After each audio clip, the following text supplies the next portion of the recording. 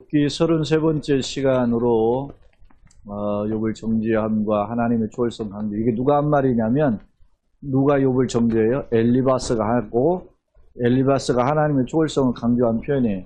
오늘은 엘리바스의 그 변론 3차 변론을 그 중에 이제 절반만 살펴보고자 하는 거예요. 그래서 편의상 30절의 절반을 나누어서 욥을 정죄함과 하나님의 초월성 강조의 앞부분 이 내용을 살펴보고자 합니다. 자, 서론을 함께 읽겠습니다.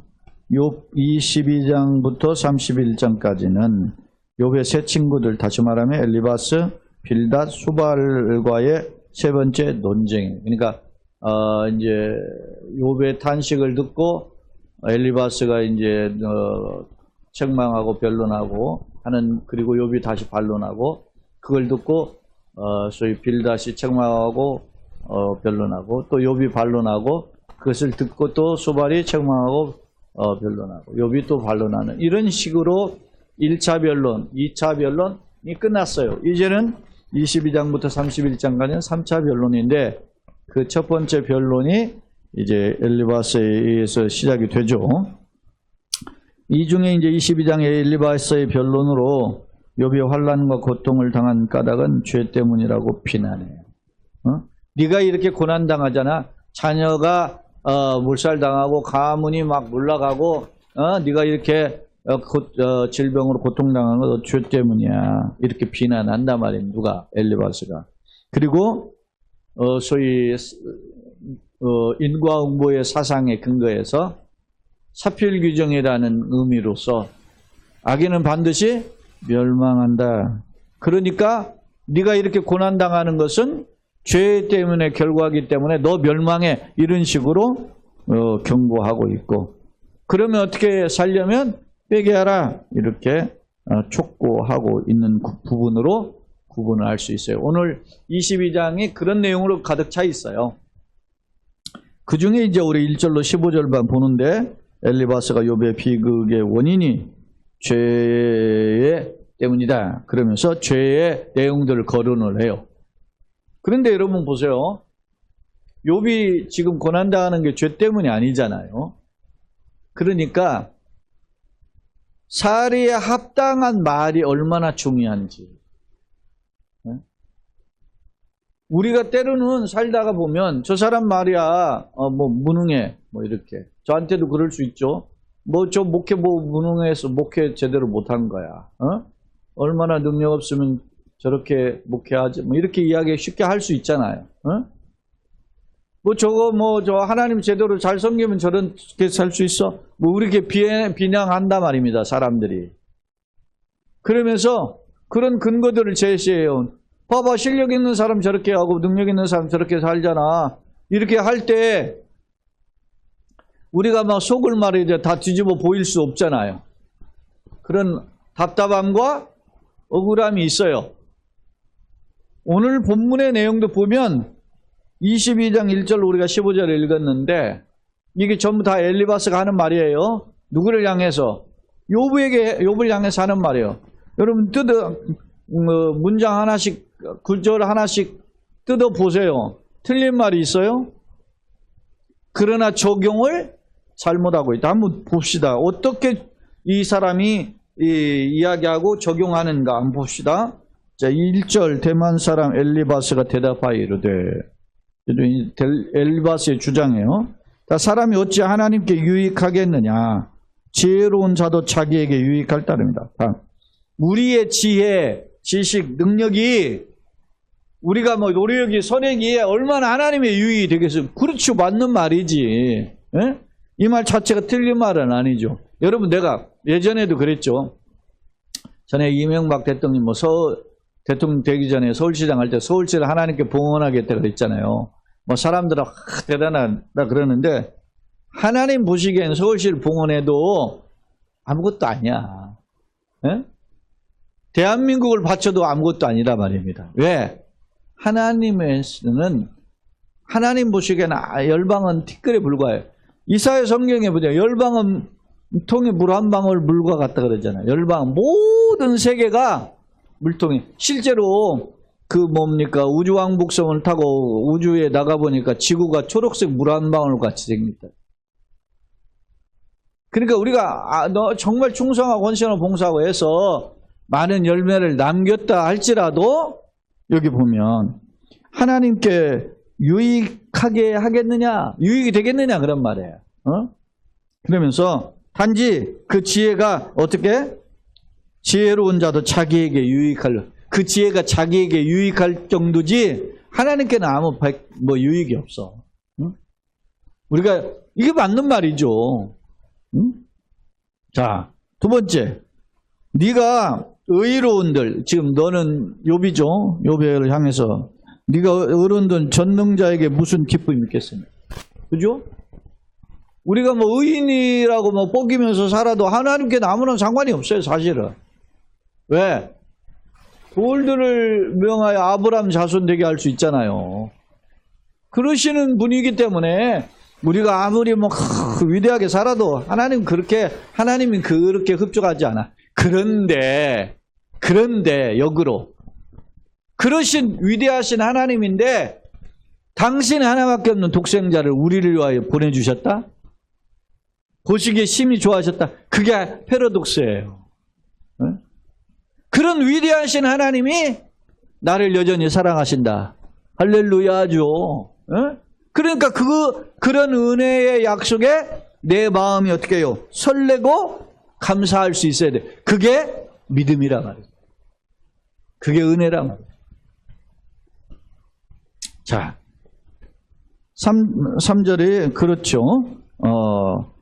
자, 지혜로운 자가 자에게 유익을 따르며 네가 의로운들 전능자에 무슨 기쁨이 있겠으며 내 행위가 온전한들 그에게 무슨 이익이 되겠냐. 그러니까 우리가 아무리 세상에 의롭게 살아도 한 터럭도 하나님의 유익이 되는 일은 없다.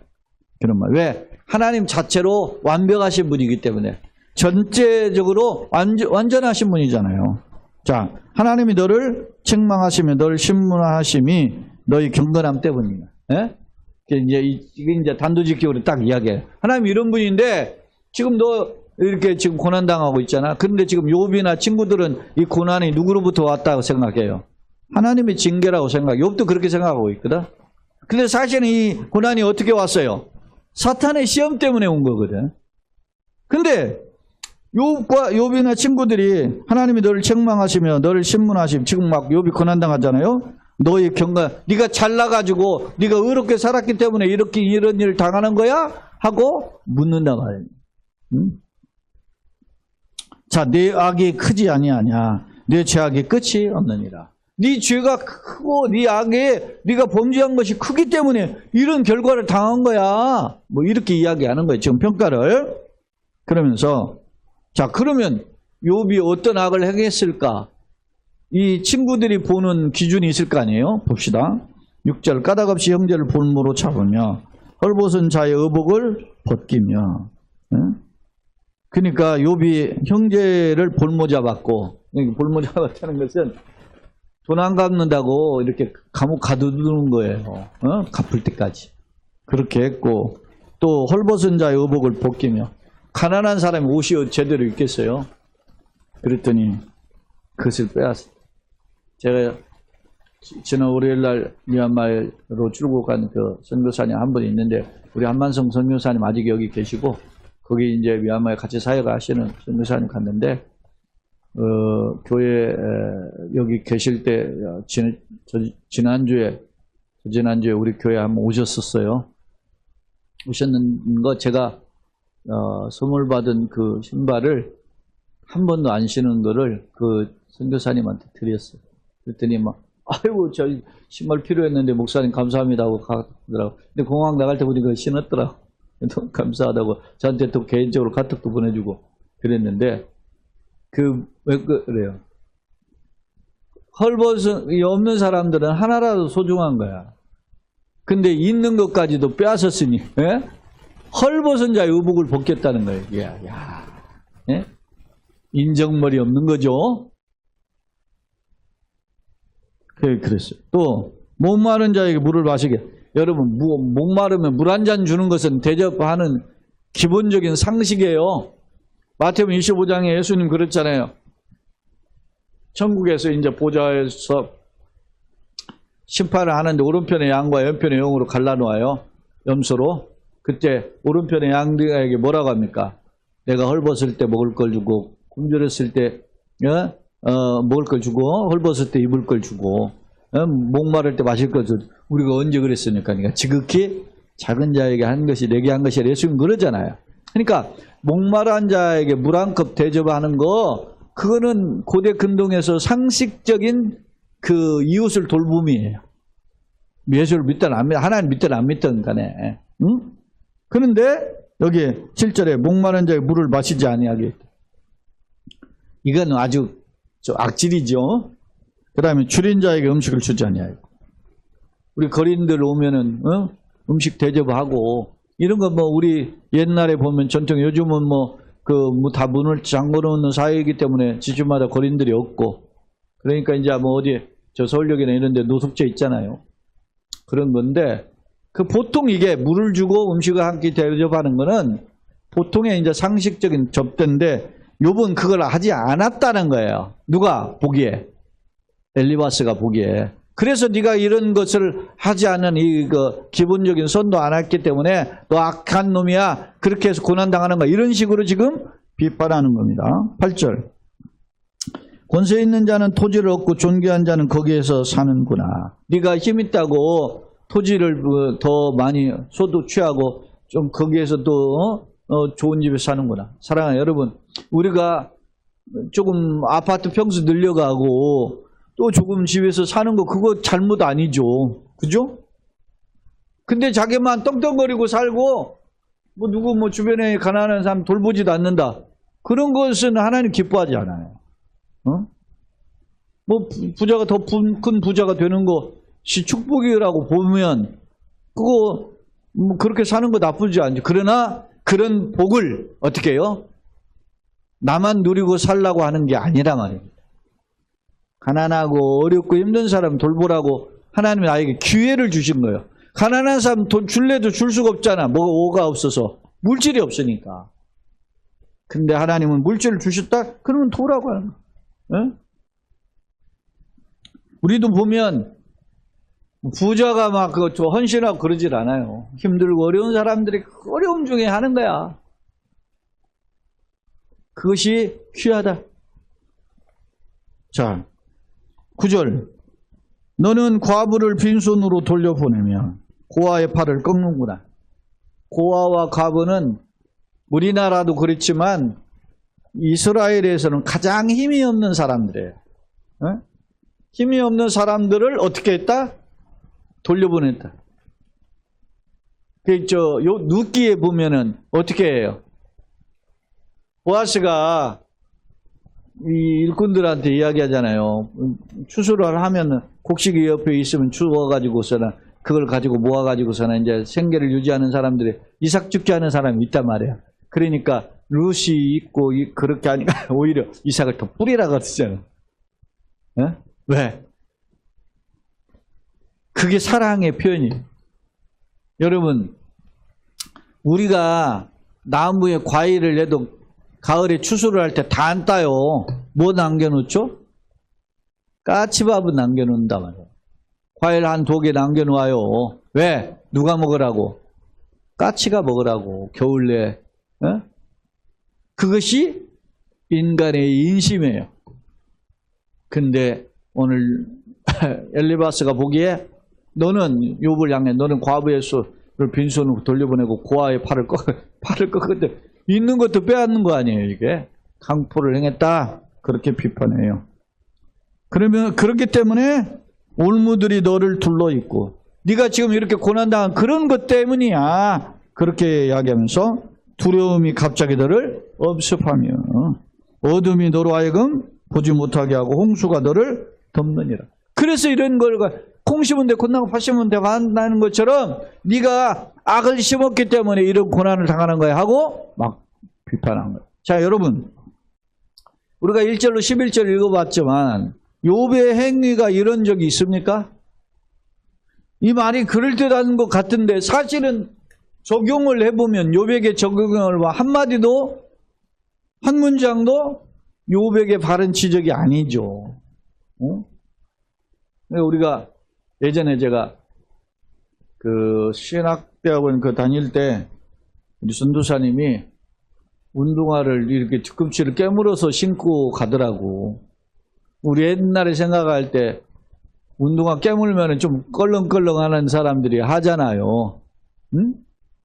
근데 우리가 강의를 받으러 가는데 거기를 질질 끌고 가. 그래서 아유 왜 비싼 운동화 깨물어 신냐고. 근데 이렇게 하면서 그랬지. 아유 옛날 같이 좀 세 보이려고 그래. 뭐 이렇게 이제 농담만 했는데 그 말을 하더라고. 그 형편을 알지 못하고 그런 말을 한다고 이렇게 정색을 하면서 그런 말을 해. 그러면서 자기 뒤꿈치가 까져가지고 운동화를 신을 수가 없는 거야. 농담으로 한 건데도 이제 본인은 이제 그렇게 한 건데 그렇죠. 우리가 생각을 잘못 평가한 거지. 응? 우리가 그렇잖아요. 그냥 무심코 던진 돌에 지나가는 깨구리가 맞아서 죽을 수 있다. 그런 우리 농담이 있었잖아요. 오늘 본문에 보면 욥의 친구인 엘리바스는 그 욥을 향하여서 충고했지만 그 충고가 하나도 욥에게 합당한 충고가 아니에요. 그 다음에 이제 두 번째 단락이 12절로 이제 15절까지만 우리가 살펴보고자 하는데 하나님은 어떤 분인가를 이야기해요. 자, 하나님은 어떤 분인가요? 한번 살펴보시죠. 12절. 하나님은 높은 하늘에 계시지 아니하냐. 하나님은 반문하는 거잖아요. 계신다는 거 높은 하늘에. 그래 보라 우두머리 별이 얼마나 높은가. 별은 하늘 높이 있죠. 그러니까 우리는 땅에 있고 하나님 우리가 셀 수 없는 형용할 수 없는 높은 곳에 계시는 분이다. 그런 하나님의 위대성, 전능성, 영광성을 지금 표현하는 표현이에요. 그러나 내 말은 하나님이 무엇을 하시며 흑암 중에서 어찌 심판하실 수 있으랴 이런 거예요. 그런데 욥이 말하기를 이제 엘리바스가 욥이 그렇대 하는 거야. 하나님이 그 넓은 데 계시는데 뭐 우리 어떻게 봐요? 그리고 하늘과 땅 사이에 그냥 구름이 덮여 있으니까 깜깜하니까 못 보시는 거 아니에요? 뭐 이런 식으로 욥이 불평했다. 이렇게 지금 엘리바스는 해석하는 거예요. 그러면서 그러나 네 말은 하나님 무엇을 아시며 흑암 중에서 어찌 심판할 수 있으랴. 그러면서 빽빽한 구름이 그를 가린즉. 그러죠? 하나님이 높은 하늘에 우린 땅에 있으니까 중간에 구름이 꽥 가리고 있은즉 그가 보지 못하고 둥근 하늘을 거니실 뿐이다. 그냥 그가 한가롭게 그냥 거기서 다니실 뿐이지 우리를 못 봐. 뭐 이런 거예요. 욥이 하나님 내가 답답해 죽겠는데 왜 하나님 응답하지 않습니까? 이렇게는 말은 했지만 그러나 하나님이 말이죠. 우리와 상관없이 막 그러니까 한가하게 거니신다. 이렇게 욥이 불평하고 원망하지는 않았단 말입니다. 그러니까 아달코 어달지요. 근데 엘리바스가 생각하기에 욥이 이렇게 하나님을 향해서 원망했다. 불평했다. 이렇게 했다는 거예요. 왜 하나님도 아픈 데 계시고 우린 땅에 있는데 못 보시는 거야. 그리고 뭐 중간에 구름이 가득해 흑암이 가득해 가려서 못 보실 정도야. 이렇게 욥이 비판했다는 거예요. 자 15절 네가 악인이 밟던 옛적 길을 지키려느냐. 악인이 밟던 옛적 길. 그 옛날에 악인들이 가던 길 그대로 따라서 가려고 그래? 이 정신없는 놈아. 뭐 이런 식의 표현이죠. 너 정신 못 차리고 이 고난이 말이지 네 죄 때문에 이렇게 된 건데 정신 못 차리고 하나님은 불평하다 끝날 거야? 뭐 이런 식이죠. 이렇게 지금 대만 사람 엘리바스가 욥을 향하여 비판하고 있는 것을 봅니다. 자 그렇다면 오늘 우리가 성경 내용을 읽어봤는데 오늘 내용을 간단하게 정리해 봅시다. 1절로 15절. 유익하겠느냐라고 하는 이스칸이라고 하는 히브리어는 이익을 얻게 하겠는. 다시 말하면 하나님은 전능하신 분이기에 피조물인 네 인간이 아무리 노력하고 그걸 공로를 세워도 하나님께는 필요가 없다. 그런 뜻이라는 거죠. 칼빈은 그렇게 해석을 했어요. 즉 욥이 지혜자라도 하나님께는 무가치하다. 그런 뜻입니다. 욥이 비록 상대적으로 3절 의로운 삶을 살았더라도 하나님께 보시기에는 아무런 기쁨이 될 수 없다. 그런 주장이에요.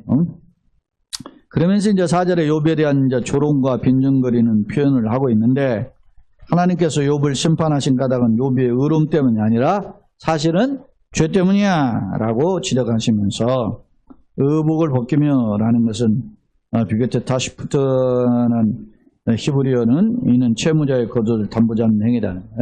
그래서 돈 갚을 때까지 옷을 담보잡아요. 옛날에 옷은 겉옷 같은 경우는 뭡니까? 재산 목록 1호예요. 그거 가지고 저녁에 이불로 쓰고 하기 때문에 옷이 없으면 말이죠. 낮에 그렇게 부끄럽기도 하지만 저녁에는 추워서 견딜 수가 없어요. 그러니까 이게 옷을 전당을 잡혔어도 저녁에 돌려주라고 그러잖아요. 율법에. 왜? 그것은 그 사람이 어떻게 해요? 재산 목록이기도 하고 그 사람의 추위를 이길 수 있는 이불과 같은 거.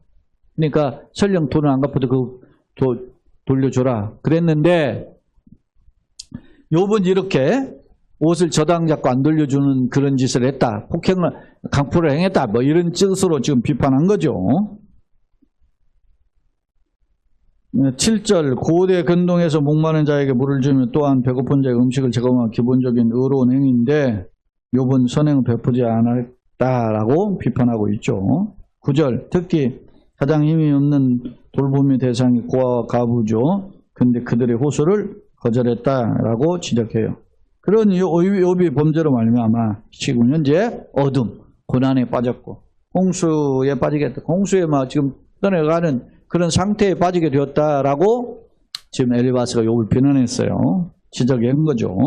그리고 이제 12절로 15절에서는 하나님이 숭고하고 초월하신 하나님을 하늘에 계신다 비유하고 있고 욥은 천상의 하나님은 세상에 관심 없다고 불평했다고 그렇게 지금 지적해요. 하지만 욥이 하나님의 침묵을 단식은 했지요. 그러나 하나님의 전능성을 부정하지는 않았거든요. 근데 이게 이제 엘리바스는 이런 표현으로 욥이 하나님께 불신앙으로 도전했다 이렇게 지적하고 있습니다. 자, 그러면 우리가 세 번째 화면에서 이 욥에 대한 이 엘리바스의 논평이 뭐가 잘못됐는지 한번 살펴봅시다. 첫째, 자, 엘리바스의 변론, 욥이 지혜롭고 의롭더라도 하나님의 유익과는 상관이 없다. 뭐 그런 말을 한 적이 있어요. 두 번째 변론, 하나님이 욥을 심판하시면 죄 때문이다. 왜냐하면 의인에게는 축복만 있고 악인에게는 징벌만 있기 때문이다. 이렇게 이제 또 지적을 했어요. 세 번째, 욥이 현재 재난을 당하는 것은 가난한 자와 약한 자의 재물을 어떻게 해요? 빼앗았다. 착취했기 때문이다. 라고 단정했어요. 네 번째, 욥이 하나님의 전능성과 세상 일에 하나님의 전능성은 세상 일에 관심 없는 분이라고 생각하고 불평했다고 지적해요. 그러나 이런 지적들이 다 바른 지적이 아니죠. 자, 그러면 반론. 욥은 자신의 지혜를 자랑하거나 자신이 경건하다고 건방 떨고 자랑하지 않았죠. 않았으며 또한 약자와 가난한 자를 빼앗지도 않았어요. 특히 하나님의 전능성과 주권을 부인하지도 않았어요. 그냥 답답함을 호소한 불평의 마음은 있었지만 그렇다고 하나님을 부정하고 불신앙으로 대적한 것은 아니었죠. 자, 교훈. 그러니까 잘못된 시각을 가지고 관점으로 그 시각으로 상대방을 비판하는 것은 상대방을 어떻게 해요? 지금 친구들이 왜 왔어요? 지금 욥이 고난당하니까 위로하러 왔잖아요. 그리고 위로하러 와가지고 위로는커녕 소위 말하면 염장지르는 말만 한단 말입니다. 그런 사람에게는 결코 욥을 위로할 수가 없죠. 연약함을 회복시킬 수 없어요. 네? 바라기는 어떻게 해야 됩니까? 지난 우리 주일에도 그렇게 표현했죠. 바울이 이렇게 사울이었던 사람이 바울이 될 수 있었던 건 뭐예요? 오직 하나의 은혜지 사실은. 그죠? 사울이 누구예요? 스데반 집사를 죽인 사람 아닙니까? 예수 믿는 사람 감옥에 가든 이거는 만약에 그냥 어떻게 해요? 기독교로 볼 때 역적과 같은 인간이야. 근데 그가 손바닥 뒤집듯이 바울로 바뀔 수 있는 비결이 뭐예요? 오직 은혜죠. 은혜. 하나님 은혜. 그런데 하나님 은혜로 완전히 뒤집어졌는데 그걸 뒤집어졌다고 사람들이 믿어요? 안 믿는 거야. 왜? 바울을 못 믿어 거리를 두고 피한단 말입니다. 왜? 저놈이 말이지 예수 믿는 척하고 혹시 우리 또 잡아가지고 감옥에 들어가지 않을까 걱정해요. 그때 아니야. 이 바울이라는 사람 이 친구 변화돼서 진짜야. 그러면서 데리고 다니면서 바울을 변호해 준 사람이 있단 말입니다. 그게 누구예요? 바나바예요. 바나바. 바나바를 하도 사람들이 그래서 본래 바나바 본명이 뭡니까? 요셉이에요. 요셉. 그런데 그에게 별명을 붙여줬어요. 뭐라고? 바나바라고. 바나바의 뜻이 뭡니까? 권위자예요. 권면과 위로의 자, 아들이란 말이에요. 권면을 잘하고 위로를 잘해주는 사람이다. 거기에서 직분이 뭐가 나왔다고? 본사가 나왔다. 얼마나 귀합니까? 사랑하는 여러분, 우리가 누군가에게 권위자로 다가갈 수 있다면 그는 굉장히 아름다운 사람이에요. 어?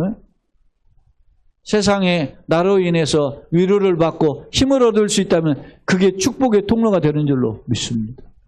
그러니까 오늘 이 엘리바스의 반론은 욥을 위로하기를커녕 어떻게 해요? 염장지르잖아요. 정죄하고 그런 진정한 카운셀러의 역할을 하지 못하고 있다라는 걸 알 수 있습니다. 자, 결론입니다. 엘리바스는 하나님의 전능성을 강조하고 사람의 또 온전한 행위, 노력이나 선한 행위가 하나님께 전혀 유익이 되지 못함을 강조한다. 그랬죠? 특히 그는 욥의 고난들은 죄악 때문임을 거론하면서 약자들의 것을 탈취했기 때문이다. 고아 가복과 탈취했고 막 그랬다.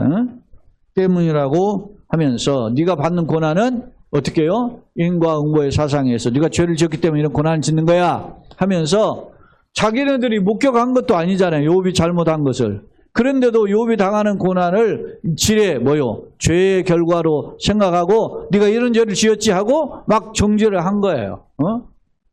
우리가 어느 부모님이 자녀들에게 이렇게 할 때 너 남의 거 가져오지 말라고 그랬어? 그랬어요. 그랬는데 그러면 안 돼. 그 나쁜 짓이야. 절대 그러면 안 돼. 그랬는데 어느 날 자식이 아이에게 용돈을 준 적이 없는데 어느 날 아이가 학용품을 새 걸 가지고 온 거야. 너 옆에 누구 거 막 가져온 거 아니야? 말하고 가져왔어? 막 하면서 이렇게 부모가 책망을 한다면 얼마나 아이가 상처돼. 아이는 뭘 지금 그거 친구한테 선물을 받은 건데. 에?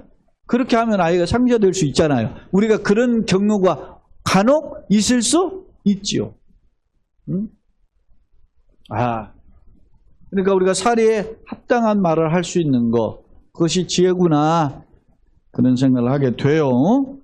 자, 그런데 이제 이 엘리바스는 욥의 그동안 살아온 것들을 잘 알 거 아닙니까? 알매도 불구하고 네가 잘못했기 때문에 이렇게 고난당하는 거야.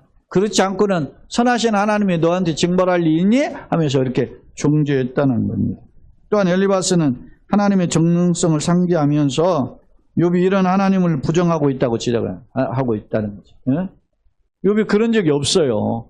욥이 답답하면 호소했지만 그런 하나님 불신앙으로 하나님 앞에 대적한 적이 없단 말입니다.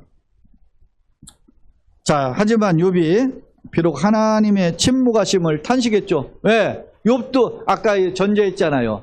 지금 욥이 당하는 이런 모든 재난, 자식들이 죽고 가문에 이제 몰락하고 자신이 고난을 당하는 것을 욥이나 친구들이 다 어디로부터 왔다 생각해? 하나님께로부터 왔어요. 사실은 욥도 친구들도 잘못 알고 있고 욥도 잘못 알고 있는 거지.